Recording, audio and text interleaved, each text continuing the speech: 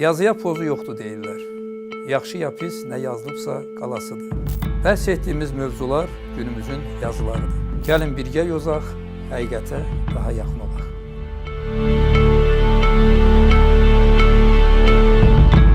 Salam, əziz izləyicilər, hər vaxtınız xeyir olsun. Bugünkü söhbətim tanınmış şair, yazıcı, jurnalist Həmid Herizçidir. Həmid bəy, xoş gəlmişsiniz. Teşekkür ederim. Nə var, nə yox, necəsiz? Şükür.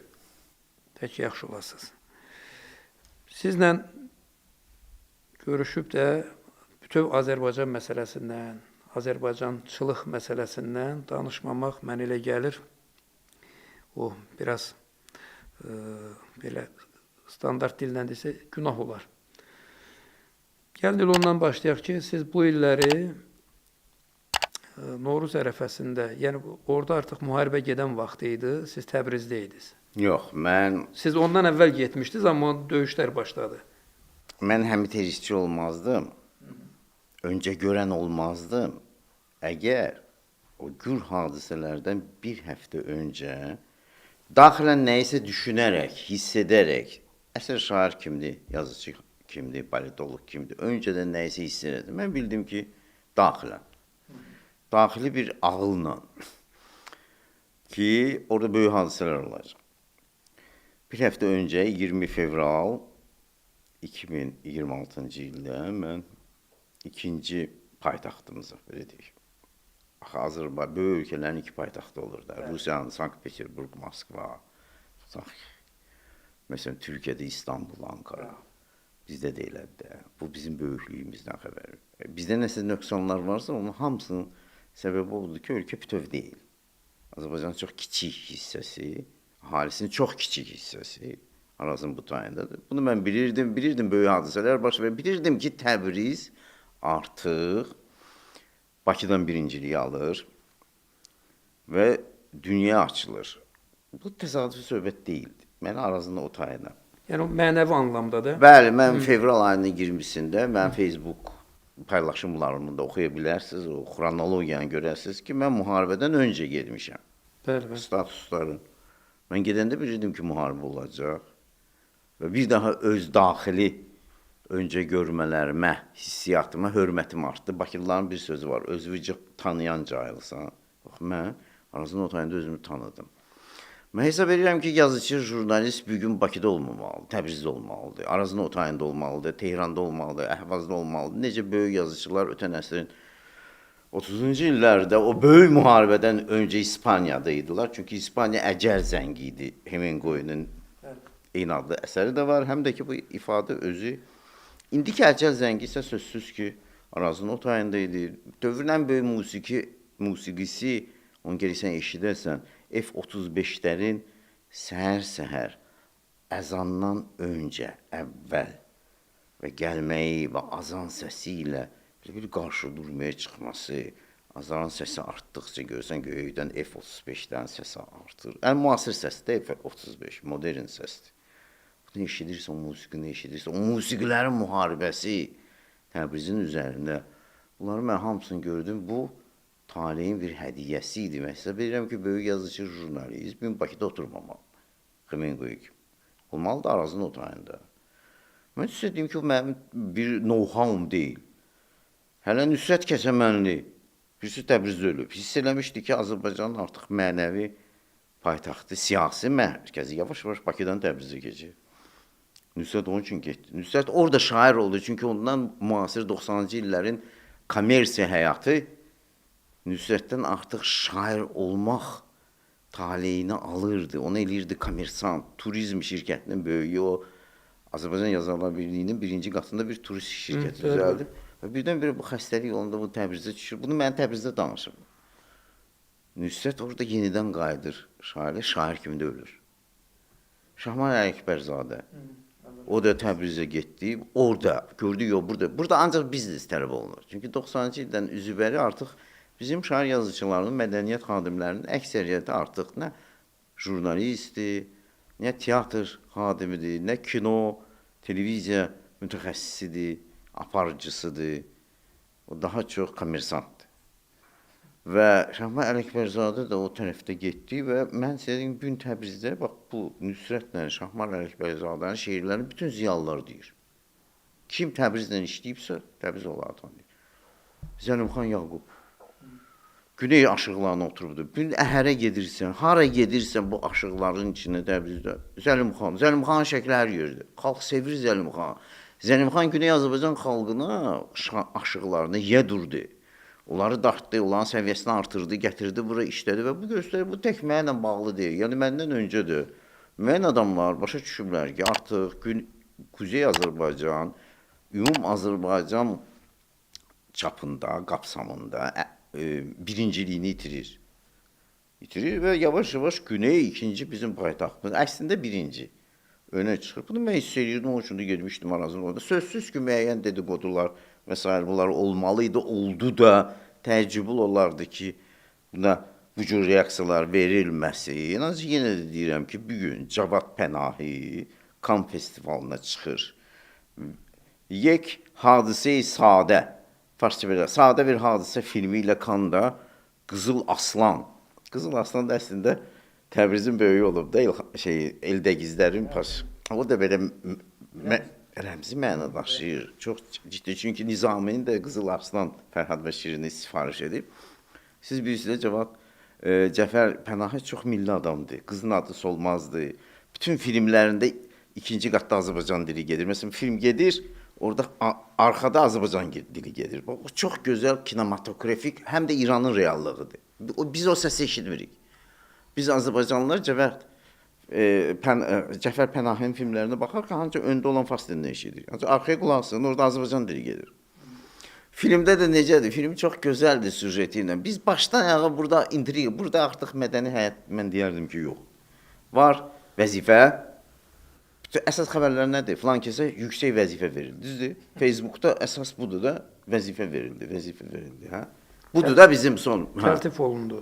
Ne üçünsə bax bizim böyük jurnalistlərə dövlət vəzifəsi verilir. Nədir? Əslində məzarı qazılır o insanlar. O jurnalistlər ki, dövlət işinə gedirlər, ora jurnalist kimi, yazıcı kimi, hamısı məhv olurlar.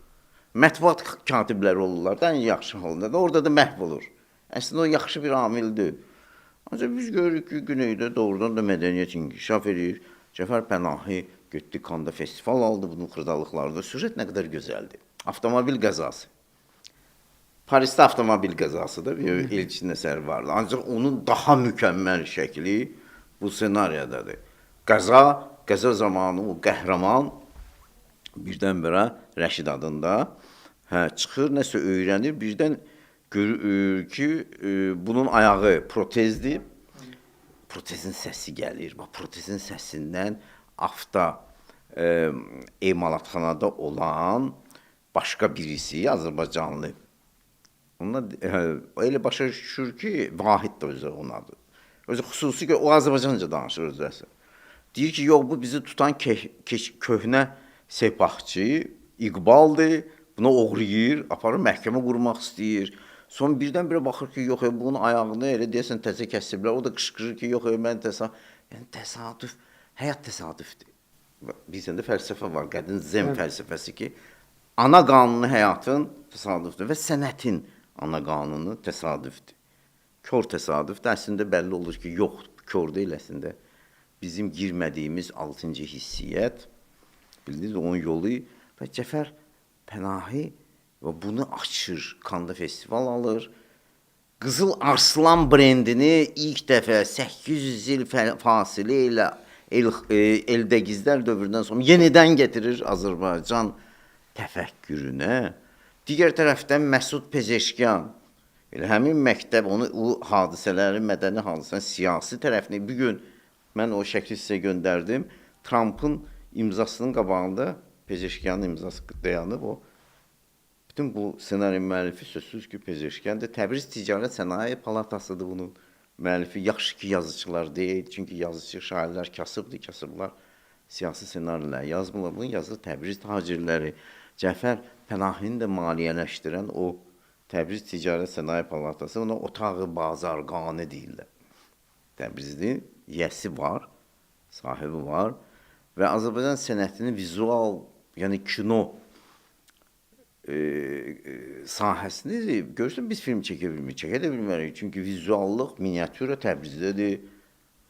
Çünki Qulam Rza Səadəti kimi çox gözəl bir senarist ki, İranda bunun əsasını qoyub. Biz ondan tanış deyilik. İndi bütün İran kinematografi Qulam Rza Səidinin daha doğrusu. Hə. Bax bu senarilərindən inkişaf edir. Biz bu məktəbi keçmədik. Biz senari məktəbini keçmədik. Nəyə görə Azərbaycanda istər nəsr, istər şeir. Çünki Azərbaycanlılar nəsr bir dünyada əsas deyil. Senari. Azərbaycan nəsri heç kimə lazım deyil. Çünki Azərbaycanlılar ancaq həyatı yazırlar. Halbuki yazıcı həyat və ölümü yazmalıdır da. Qoş olmalıdır. Sən axı həyat kimə lazımdır, əgər orada ölüm yoxdursa. Mən sənə təkcə həyat yox, həm də ölüm arzulardım. Sənə, nəyə görə onda bütöv olacaqsın. Sənətdə mütləq yerə ölümü də təsvir edir. Təbrizdə buna ilə digər tərəfdən, bir gün traktor sahası Təbriz Futbol Klubu Amerikadadır. Bəli, Trump əslində Təbriz Ticarət Sənaye Palatasının cızdığı o senariyə imza atır. Təbriz öyle çıxır siyasəti. İranda hakimiyyət qayıdır Azərbaycanlılara. Bu böyük bir proses. Biz bunu sevmirik, istəmirik. Çünki bu bizi ikinci, üçüncü, dördüncü dərəcəli eləyir. Azərbaycanın bu tayında olan adamlar istəmirlər. Onlar görürlər ki, onların qurduğu yalancı ədəbiyyat, yalancı mədəniyyət, yalancı siyasət artıq özünü doğrultmur və bunun qarşısında, bu fiaskonun qarşısında həqiqi Azərbaycan, mən qorxmam bu sözləri deməkdir, öz sözünü deyib və buna hazır olaq. Nəyə görə qısqancıq? Nəyə görə biz Təbrizlə heç bir iş görə bilmirik? Biz Təbrizlə ticarət belə apara bilmirik. Təbrizdə bir dənə tacir yox idi ki, mənə desin ki, mən Bakıdan al-ver edirəm. Mən deyirəm, mümkün deyil. Tacirlər al-ver edirəm, qalxsın Şəhriyar kimi şairlər. Biz oturaq, biz düşünək, nəyə görə biz Təbrizlə ticarət edə bilmirik? Nə üçün bugün biz Təbrizdən, məsələn, tikinti materialları ən ucuzdur, alsaq burada tikinti bazarında 3 dəfə ucuzlaşma olacaq. Təbrizlə Azərbaycan arası sərhəd açılsa, Azərbaycanda 3 dəfə ucuzluq var. Kim bu 3 dəfə bahalığı yaradır, bu sərhəddi kim bağlayır? Məqsəd nədir? Bunlar çox böyük söhbətlərdir və bunun sözsüz ki, cavabları məndə var, ancaq verilişimizin qapsamı, necə deyirlər, buna imkan verməyəcək. Beləliklə, mən elə belə 2-3 ildir Güney Azərbaycan. Mən həmişə ömrüm boyu Güneylə məşğul olmuşam, ancaq ömrümün bir hissəsini verdim Şimali Azərbaycana və çox peşmanam. Mən çox peşmanam ki, 60 ildən çox hədər, öz istəydi, azad televiziyanı yaranmağa, ANS və s. və digərlə, mən bütün Azərbaycan telekampanyalarında işləmişim. Bir yerdə ki, İlhamiyə Rızayevə kimi mən həyat yoldaşı, onun səsi elə nəyə deyər? Ən mükəmməl, heç bir infantillik yoxdur. Bilirsən də bizim bütün teleaparıcılarımız infantildir, uşaq olmaq istəyirlər, uşaq səsi ilə danışırlar, böyüyürlər, səs böyümür. Çünki səs başqa bir aləmin biologiyasıdır. Onu ancaq sənətlə, həqiqətlə artıra bilərsən. Bədənin böyür. Bizim teleaparıcılar hamısının bədəni böyüyür, fizioloji ömrü gedir, ancaq səs böyümür, infantildir, cır səslə danışır. Hamısı kişilər də, qadınlarla. Bir dənə İlhamı xanımın səsi, əladır, gözəldir. Ən ölük mətin, informatik mətnlərdə, onları dirildən İlhamlı xanım. Bir yerdə ki, İlhamlı xanımı qiymət vermirlər. Mən burada nəyəm? Mən məsələn, çox peşmanam ki, bax, azad televiziyanın yaranmağında, azad şeirin, nəsrin, hamısının müəllifi mən olmuşum. Bunu hamı bilir, azad yazırlar ocağının sözün yaxşı mənasında yaradıcılarından biri mən olmuşum. Mən peşmanam. Əvvəla mən ancaq xain yetişdirmişəm, mən baxıram. Doğrudan deyirəm. Mən yetişdirdiyim bütün tələbələr Ayoda da, televiziyada da xəyanət etdilər. Bu da labüddür. Şeirim var. İnsan lüddür, xəyanət labüddür. Və bunu yaşadıq, bitdik, qutarın. Halal xoşunuz olsun.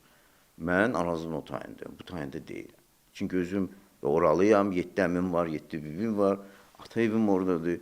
Mən çox doğrudan peşmanam ki, 60 illik ömrümü mən Arazın bu tayına xərcləmişim. Vallahi peşmanam. Səmimi, çox səmimi və mən unutmaq istəyirəm burada olan həyatımı. Həqiqətən və xoşbəxt olam, mən sıfırlanmaq istəyirəm. Mən istəyirəm həyatımı təzədən Təbrizdə başlayayım və başlamışam da. Və mənim üçün orada mənfi heç nə yoxdur. Heç Azərbaycanlının böyük olmasına heç nə lazım. Bir arazı atlayıb gelirsən Təbrizdə oturursan. Siz dediniz ki, başlayanda bizdə indi müəyyən adamlar anlayır ki, mənəvi siyasi paytaxtımız Təbrizdir, Təbrizdir. sözsüz. Sizcə bu siyasi dairələrdə, hakimiyyət dairələrində, bu tayda da, o tayda da və eyni zamanda bu yükü çəkib aparası siyasətçilər inzibati tərəfdən onun nizamlayan adamlardırsa, amma mənəvi yükünü çəkən həmişə alimlər, sənətkarlardır da, belə götürək, fikir adamları, düşüncə adamları.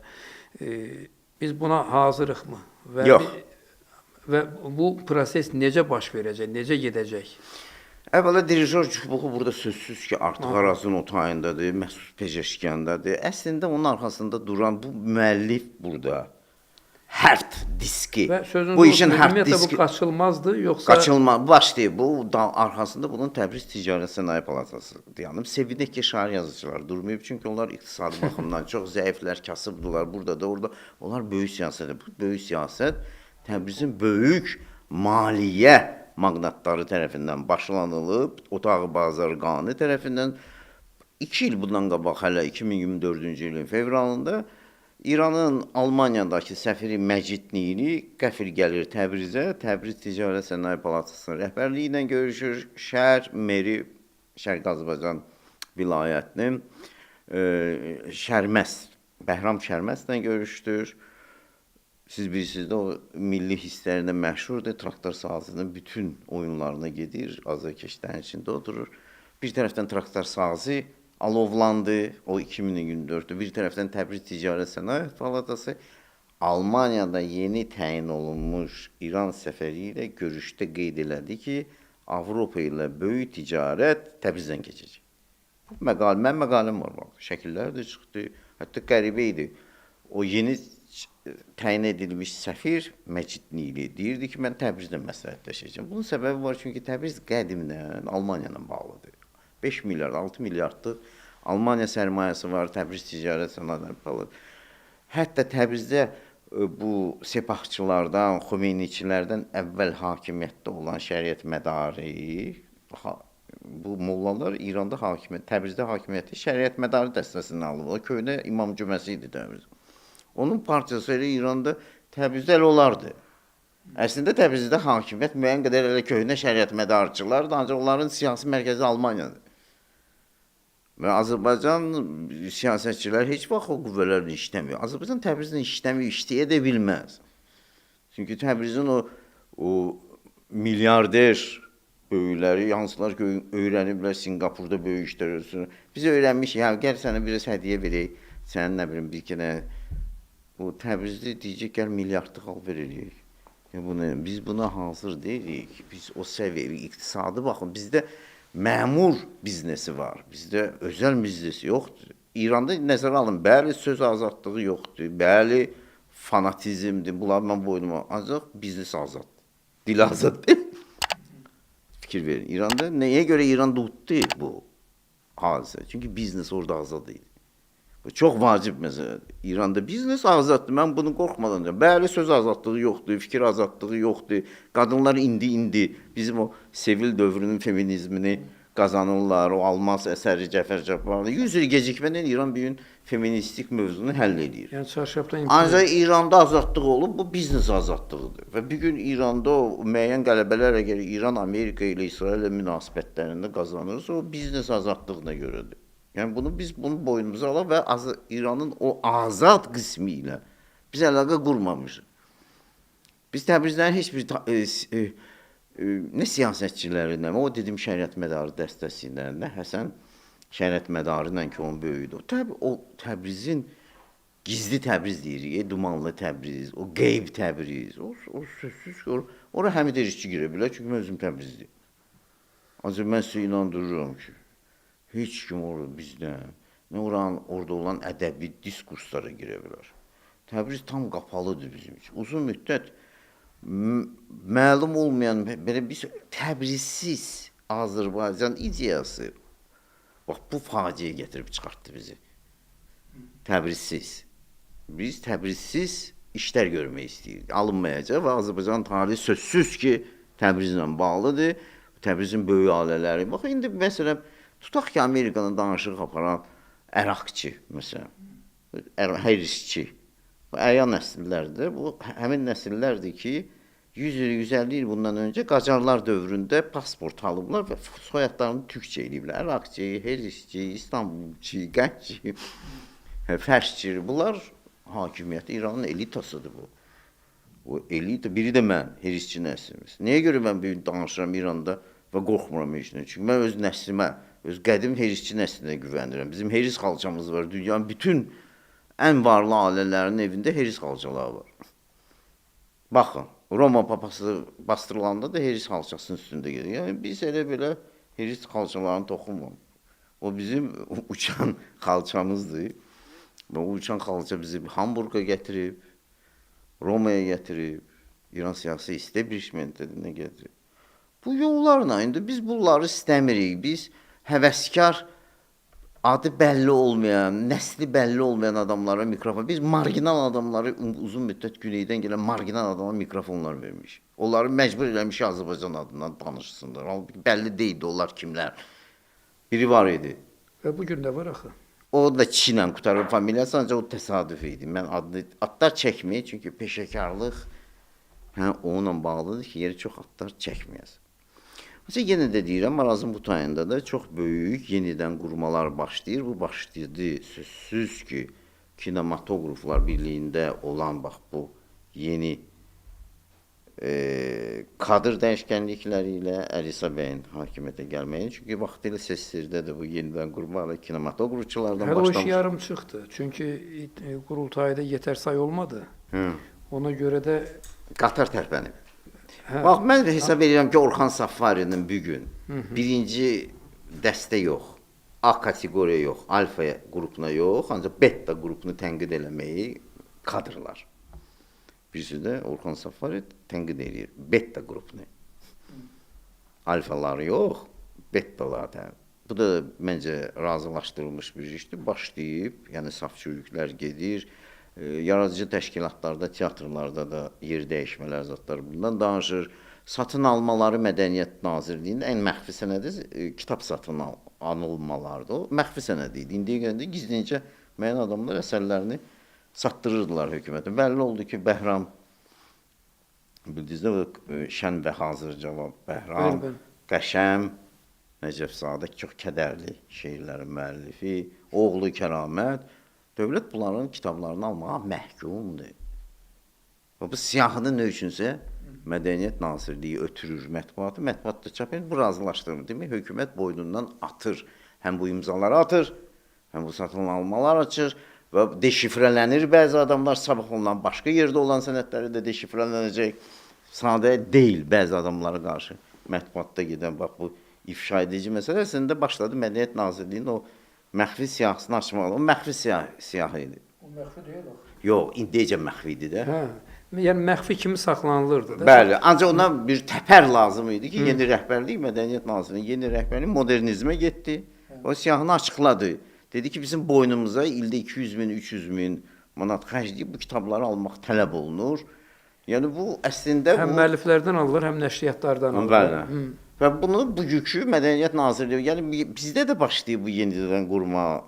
Həm Arazın o tayında çox güclü sirkələnmələr gedir, həm Arazın bu tayında sirkələnmələr. Burada sözsüz ki, anlamalısan, Azərbaycan bütöv olmadığına görə, bax, onun ərazisinin çox kiçik hissəsi, ahalisinin çox kiçik hissəsi, burada sözsüz ki, nəsə danışır, Azərbaycan brendinə çıxmaq istəyir, bu çox böyük məsuliyyətdir, çünki Təbriz olan yerdə Azərbaycanın demək ki, mənəm ancaq Azərbaycan, biraz o qısqanclığa səbəb olur. Və bu hələ biraz mübahisəlidir. Harada Azərbaycan? Hara daha çox Azərbaycan? Və bu Təbrizlilər nə üçün biz danışa bilmirik? Çünki Təbrizlər deyir, Azərbaycan bizik. O Şah İsmailin qurduğu məmləkətdə biz qaytarırıq. Və Trumpla danışıqlarda, bu müharibədə zətdə Təbriz bu işi çox yaxşı görür. Mənim çox sayılı məqalələrim var, baş verən hadisələr haqqında. Və sual olur ki, kim bu məsələdə mikrofonu bizdən almaq istəyir? Bizim kimi işi bilən adamları, istər Təbrizlər, əslində Təbrizi və Təbrizləri ümum Azərbaycan siyasi, mədəni diskursundan kənarda qolmaq istəyir. Sözsüz ki, əyalətçilər, çünki Azərbaycanda uzun müddət əyalət insanları mədəniyyətə, siyasətə hökm eləmək istəyirlər. Artıq bunun sonu gəlir. Mən elə onu soruşacaqdım ki, bu ilin əvvəlində siz uzun illər həyat yoldaşınızla, xanımınızla birgə verilişlər aparmısınız. Demək olar bütün telekanallarda özünüz demişkən. Azad Azərbaycan teleməkanının yaradılmağında İlhamiyə Bəli, Rza ilə Həmid Rizkinin xidmətləri danılmazdı. Amma qəribədir ki, kifayət qədər populyarlığınız olduğu bir halda, sizi də tamaşaçı auditoriyası formalaşdığınız bir halda bu ilin əvvəli sizlə elə bir işləmək missiyası bitdi. Bəli. Hə. Və indi siz hələ onda 65, yəni o rəsmi təqaüd yaşınızda hələ tamam deyildi, biraz ertə idi. No, fərqi yoxdur. Amma O bəhanə idi. Ay sonu yox, heç hələ onda 65 də tamam deyildi. Xanımınızda da təbii ki, hələ onda var. Hələ onda bir neçə il var. Birdən-birə, yəni sanki Azərbaycan teleməkanında siz biraz söz bəlkə də kobud çıxacaq, sanki elə bir missiyanızı başa vurmuş kimi Bəli, mən göründünüz. xoşbəxtəm. Göründünüz. Mən hesab edirəm ki, mənə bu lazım idi. Mənə azad etdi. Çünki mənim güney fəaliyyətim üçün bu lazım idi. Düzdür, bunu mənim üçün elə eləmişik ki, məni nəsə laxladacaq. Albaq mənim həyatımı... Amma əslində bu məqsədli idi də, yəni sizin işsiz qoyulmağınız. Bəli. Ancaq mənim üçün çox böyük imkan. Mən azad oldum. Çünki mənim ictimai öhdəliklərim var. Hər halda efirdəyəm, müəyyən bir rəsmi qurumda işləyirəm. Mən bunları dırnaqarası itirdim. Bilirsiniz necədir? Siz bilirsiniz, həmişə gərək düşmənbə çox sağ ol deyəsən. Bu Hötedən gəlir, Faustdan. Bəli. O deyir ki, Mefistofel haqqında danışarkən, deyir ki, o həmişə şər qüvvədir.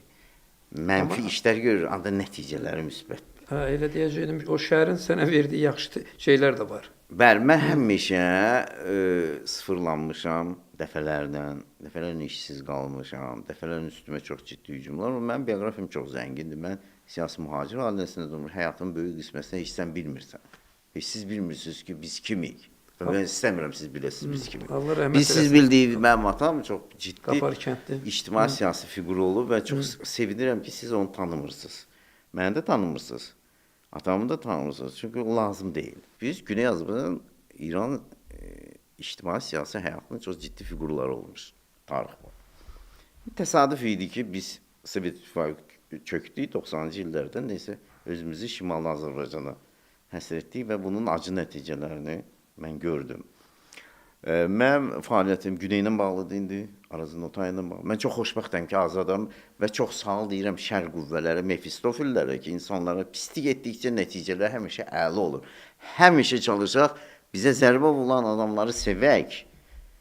Çünki onlar bizə, bunu Bulqakov da bilirdi, onun Master və Margarita əsərində dəfələrlə bu fikir qoyulur ki, şər yaxşı qüvvədir. Çünki doğrudan ancaq şərin vurduğu zərbə səni redaktə eləyir. Sözün həqiqi mənasında ədəbiyyata, yazıcıya bu çox lazımdır. Diktatura böyük ədəbiyyat yaradır.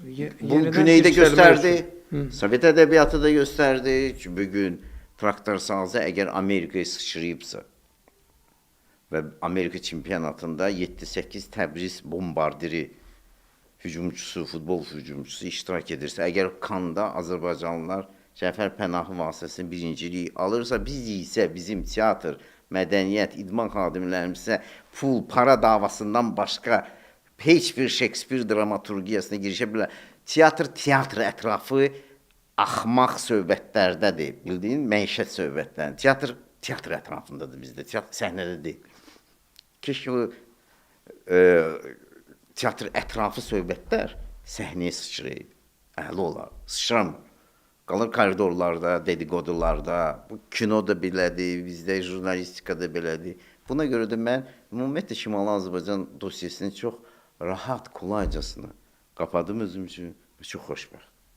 Mənim Təbriz kimi gözəl şəhərim var, oxucularım var, məni sevən insanlar var və mən doğrudan da çox qorxulu bir yuxu kimi Şimali Azərbaycandakı həyatımı unutmaq istəyirəm. Və Təbrizdə olduğunuz günlərdə də burada yenidən o dediyiniz, bilmirəm, Mefistofillər, şərə qulluq eləyənlər deyək, bilərəkdən də görünür, ocağı körüklədilər, başladılar yenə sizin haqqınızda müəyyən şeylər yazmağa ki, ilin, yəni günün bu vaxtı nə məqsədlə Həmid Rizki Otaya gedib?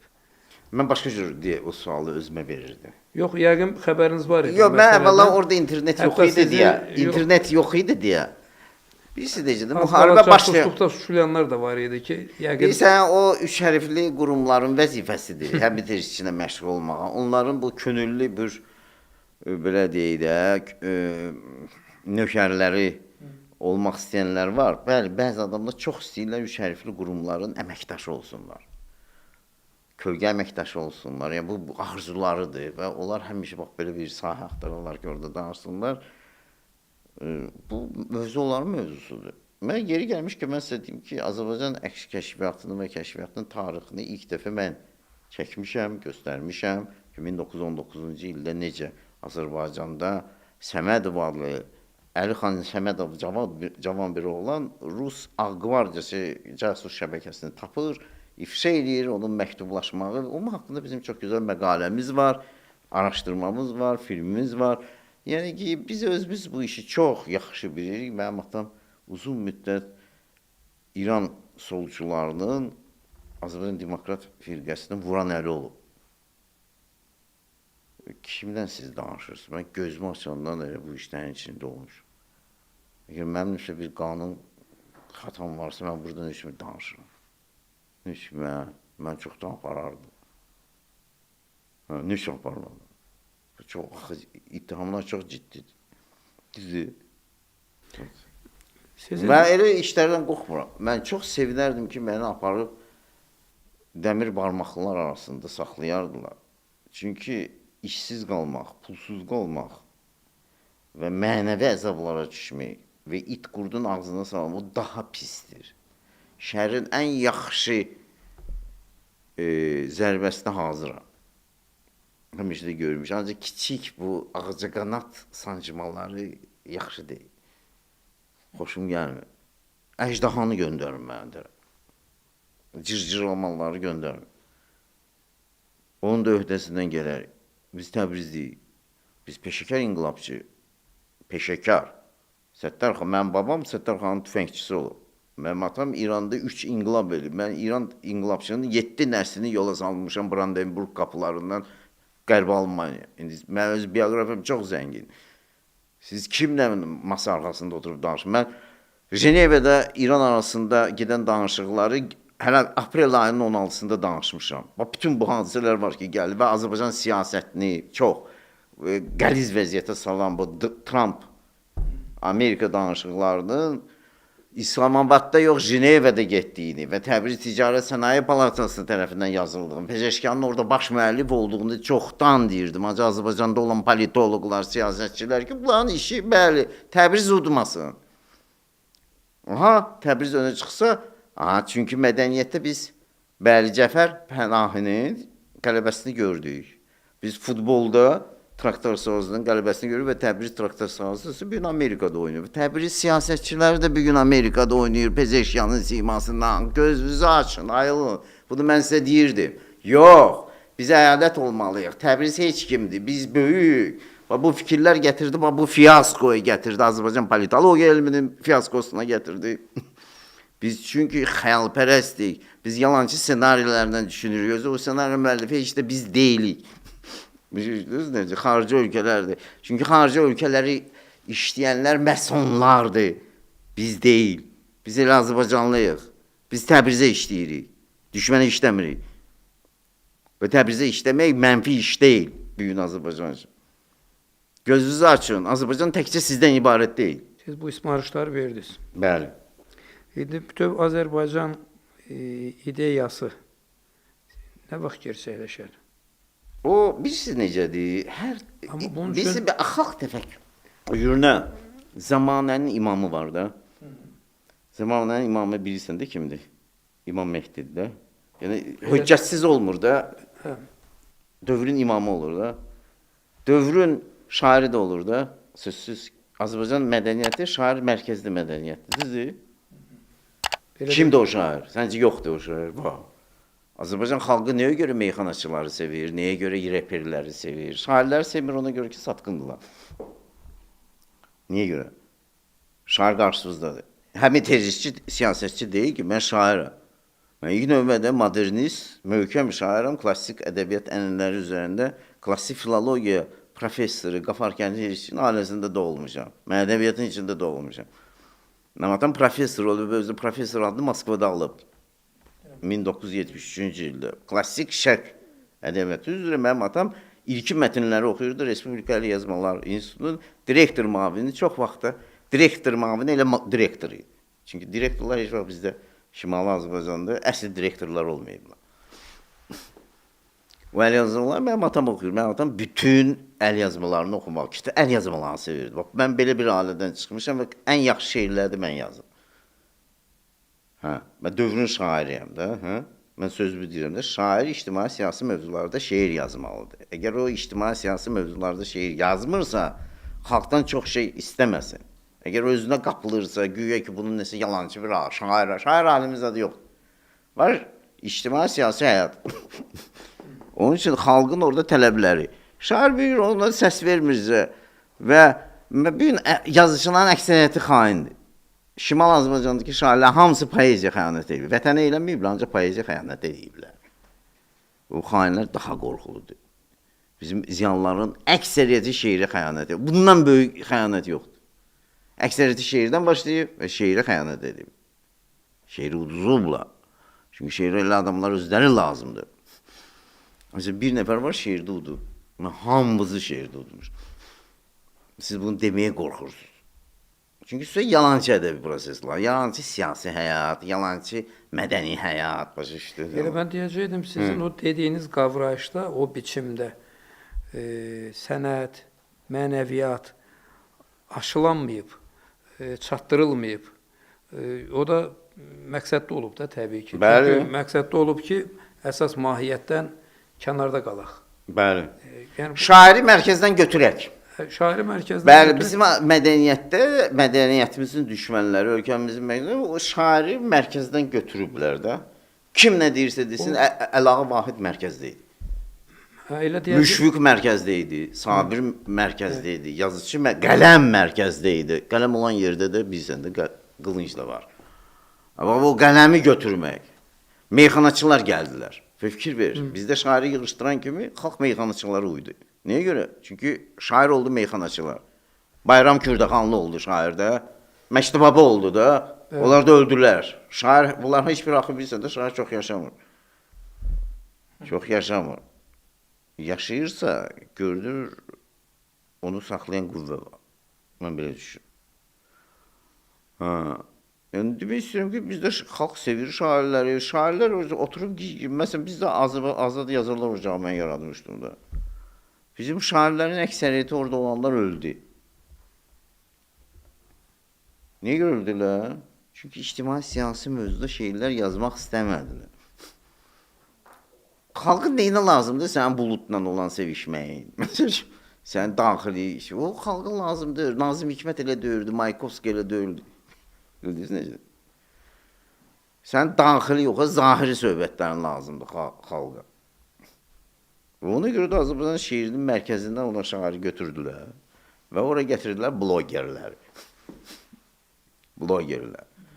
Gənc nəsli bu enerji içkiləri biz onları məhv edəcək, qoca nəsli həvəsləndirici dərmanlar, şəhvətli dərman, bunlar otellərdə öləcək, onlar küçədə öləcək. Orta nəsrdə blogerlər. Blogerlər. O nədir bloger? Bu dövrün zamanın qəhrəmanı bir gün blogerdir.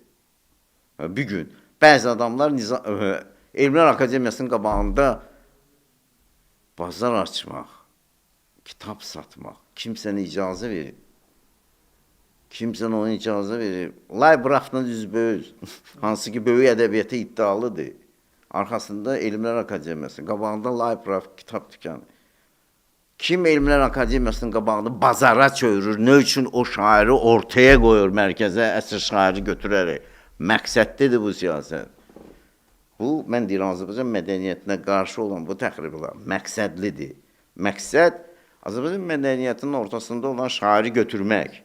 Şair orada olmamalıdır, orada bloger olmalıdır. Hətta sözün əsl mənasında o dediyimiz şairi, sözün əsl mənasında alimi, Bəli. sözün əsl mənasında fikir, düşüncə adamını, Ukraynada həmişə deyirlər ki, Lvov, Qərbi Ukrayna beyin mərkəzidir Ukraynanın. Çünki Təbriz kimi. Bəli, bəli. Necə? Çünki millətçilər o Ukrayna xalqı Ukraynanın da Təbrizi Lvovdur. Bəli, bəli. Həmişə məsəl üçün Lvovlular özlərini Kiyevlərdən də yuxarı tuturlar. Bəli. Eynən Bakıyla Təbrizin münasibətləri. Demək olar. Mən çünki biraz orada yaşamışam, yadımdadır. Mən də yaşamışam. Çox maraqlı gəlirdi ki, Ukraynada olanda və mənim özümə də Lvov daha çox maraqlı gəlirdi, açığı. Gözəl təsir bağışlayır. Əslində bir gün Lvov qələbə çalıb Ukraynada. Lvovun mövqeyi. Lvov qələbə çaldı. Elə deyəcəydim ki, bu 4 il, 4 Azərbaycanda da biz onu görəcəyik. Təbrizin hökmü günü-gündən artır. Biz İranda olan hakimiyyətimizi qaytaracağıq. Bizim məqsədimiz Şimal Azərbaycan deyil. Mən özüm Güneydə baş verən Ağ İnqilabından sıx məşğulam. Bunun teorisiyonu, nəzəriyyəçisi, məqalə yazan mən olmuşam. Mən Güney Azərbaycan ictimaiyyətini, siyasətçilərini Qırmızı İnqilabdan çəkdim Ağ İnqilaba. İnqilab-ı Sefid deyirlər İranda ona. Çünki farslar öz İnqilab-ı Sefidlərini 1963-cü ildə eləyib Azərbaycandan zərbə vurdular. Bəli. Yəni silahla, top tüfənglə bəli, bugünkü dövr. Bəli, biz Ərəb baharını təkrarlaya bilmərik də. O bilsən ibtidai icma dövründə yaşayan o Kürd separatçılarına, Bəluç separatçılarına nəyə görə Amerika, İsrail, İranda uduzuldu? Çünki Güneyə, Təbrizə yox. Marginal Kürd separatçılarına, marginal Bəluç separatçılarına, şahpərəstlərə, Pəhləvi rejiminə, sülaləsinə bəli, əməlli başlı güvəndilər, onlarla oyunbazlıq etmək istədilər. Tehran isə neynədir? Tehran çox ağıllı hərəkət. Təbrizdən Azərbaycan millətçilərinə işlədi. Traktor sazini bəli icazə verdi, qələbələr alsın. Bəli icazə verdi ki, Təbriz Almaniyada Xarici İşlər Naziri, İran Xarici İşlər Nazirliyində ilk dəfə. Çünki İran Xarici İşlər Naziri əslində həmişə farsların nəzarətində olur, Türkmənçaydan. Təbrizə oraya girdilər. Və Xorasan klanından çox ciddi əlaqələr quruldu. Bünyad İmam Rıza İranın və dünyanın bir sayılı bankıdır, maliyyə bankı. Bank Vatikan nədirsə, Avropada Bünyad İmam Rıza Məşhəddə, Təbriz Xorasan klanından birləşərək İranda hakimiyyət ələ keçirdi və keçirdir. Bu labud prosesdir. Cəfər Pənahinin kanda birinci yer almağı. Görürsünüz, orada Fars millətçiləri almalı idi. Məhəmməd Rasulov adlı bir faspərəst, güya ki liberal, o almalı idi. Ancaq son anda birdən-birə məlum oldu, yox, Cəfər Pənahı alır. Pezeşkiyanı biz gülürdük. Kim Pezeşkiyanı deyir ki, hakimiyyət yoxdur, sepa boş şeylərdir. Pezeşkiyan Təbrizlər özləri o əhvalatı yaradırlar ki, altdan iş görürsün. Son anda məlum oldu ki, Trump'ın imzasının yanında Pezeşkiyanın imzası deyir.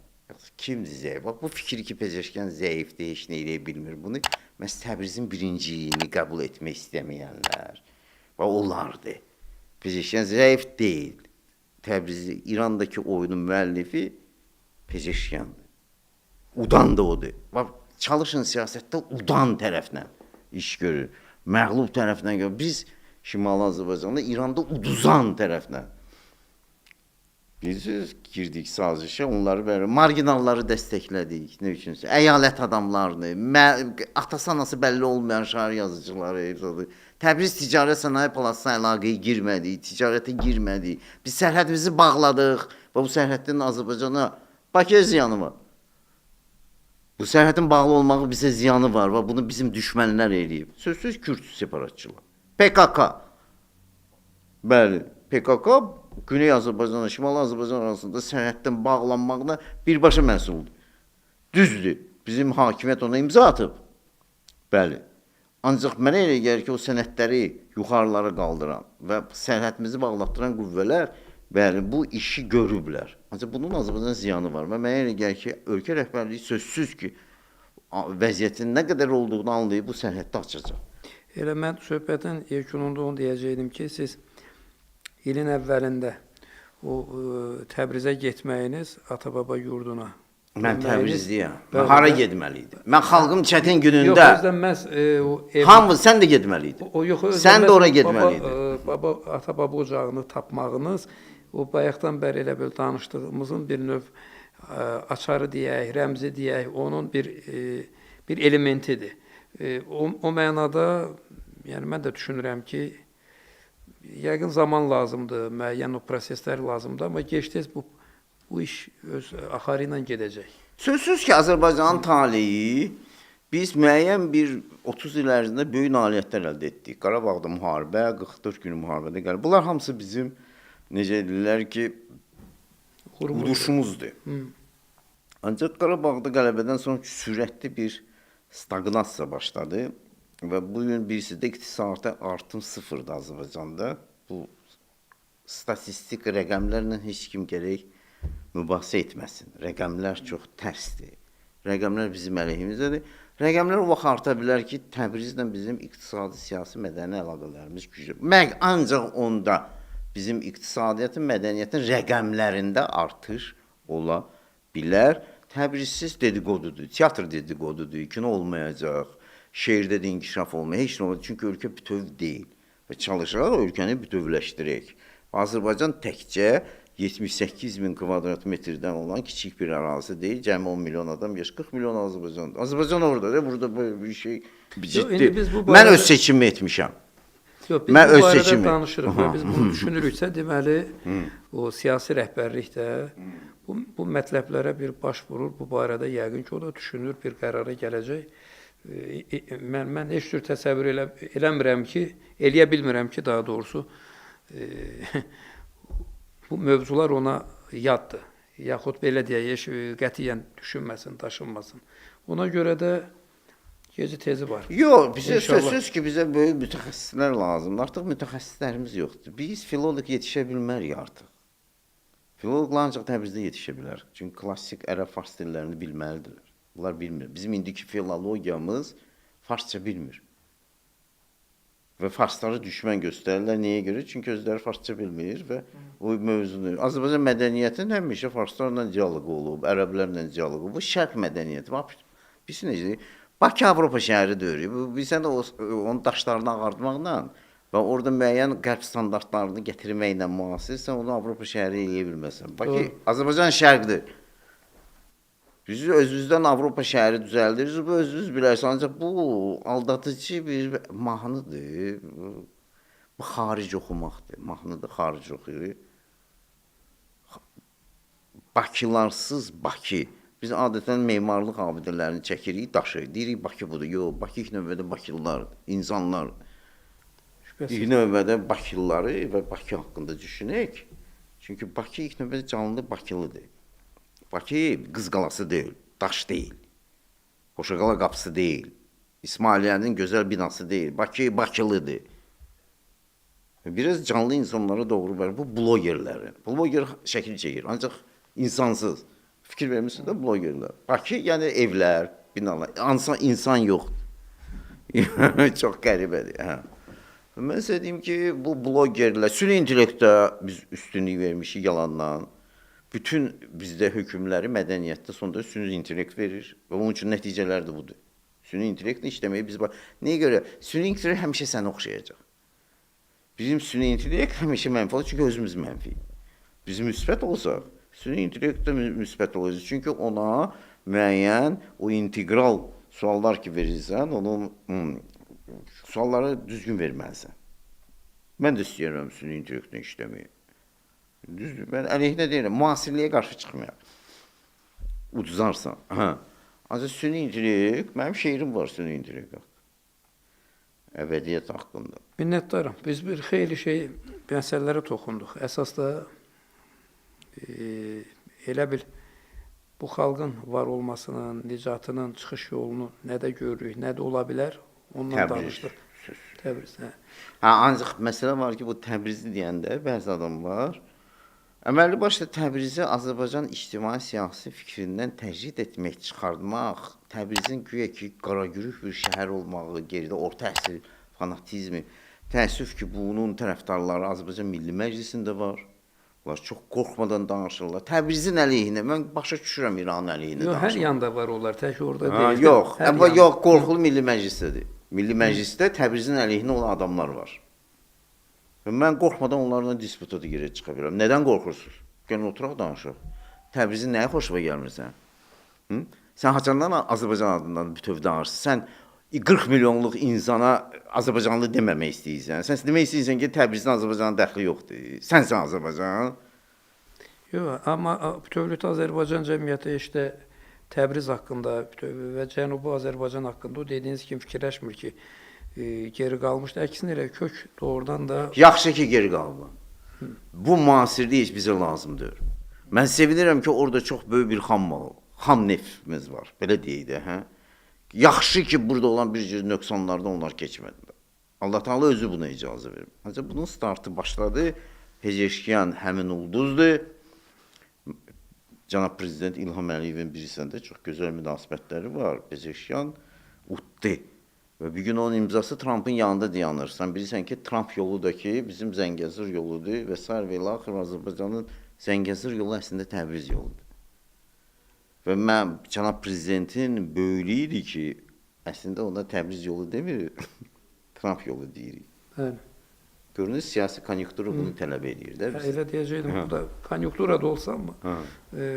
Bu göstərir ki, sözsüz ki, ölkə rəhbərliyi anlayır ki, Təbriz o mənada deyirəm ki, yolu əsas. Heç də hər şey itirilməyib, inşallah yaxşı olar. Yaxşı. Mən axırda sizə bir şeir oxumaq istəyirdim. Bilmirəm, oxuya bilərəm. Vaxt var ya, yoxdur. Bu şeirdə söhbətimizlə səsləşir deyin, yəqin ki. Yox, bu əbədiyyət haqqındadır. Bilmirəm, oxuya bilərəm ya, yox. Buyurun. Mən istəyirəm deyim ki, dünyada əbədiyyət var. Çünki əbədiyyət, bütün biz dediyimiz söhbətdə, ilk növbədə şeirin, mədəniyyətin ana hədəfidir. Şeirin adı inklüzdir. Dünyada əbədiyyət var. Var. Ancaq o nə ingilisdir, nə də rus, nə də fransuz, nə Port Baku Redinsendə penthouse, nə də şampan qədəhində əriyən buz, nə sürdüyün lüks Lexus, xüsusən Belarus, dəxilsiz Qaqauz, nə də ki bizim sevimli əruz, nə ulu zərdüş, nə şər tanrısı əhrimandır, nə əhli imandır, nə əhli ivan, nə xeyir tanrısı Hörmüz, nə kədərli Faust, nə Le Carre'nin yazdığı roman, soyuqdan qayıdan casus, nə kilsələrdəki Yesus, nə kazinoda bəxtivə düşən qırmızı tuz, amma var, sənin üçün var, axtarsan, adı inklüzdür, inklüz.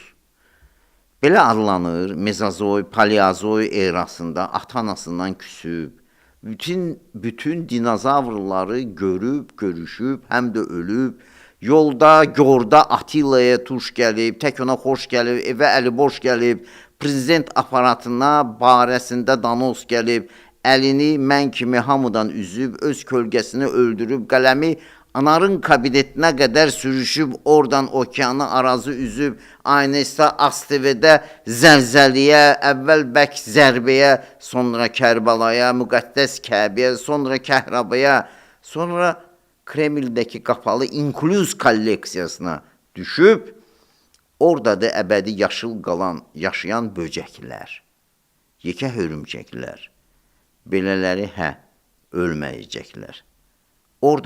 Oradan başlar üfüqlərdəki məntiqsiz əyri qövs, cənnət bağı Firdövs. Çox sağ olun. Yəni bunu da mən inklüz dünyada yeganə əbədiyyət alan həşəratlardır ki, onlar kəhrabanın içində düşürlər, mezozoy eləsində və qalırlar, çürümürlər.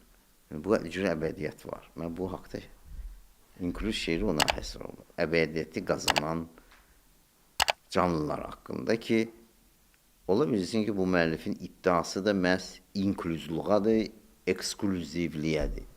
Amma mən heç birimizə belə əbədiyyət arzulamıram və arzulanmadan da elə söhbətimizi bitirirəm. Təşəkkür edirəm. Sağ ol. Dəvətimizi qəbul elədiniz, gəldiniz. Minnətdarım, var olasınız. Sağ ol. Əziz izləyicilər, bir daha xatırladım ki, həm söhbətim tanınmış şair, yazıcı, jurnalist Həmid Erisçi idi. Kanalımıza abunə olmağı, fikir və təkliflərinizi yazmağı, verişlərimizə baxıb bəyənməyi unutmayın. Sağ olun, Allah amanda.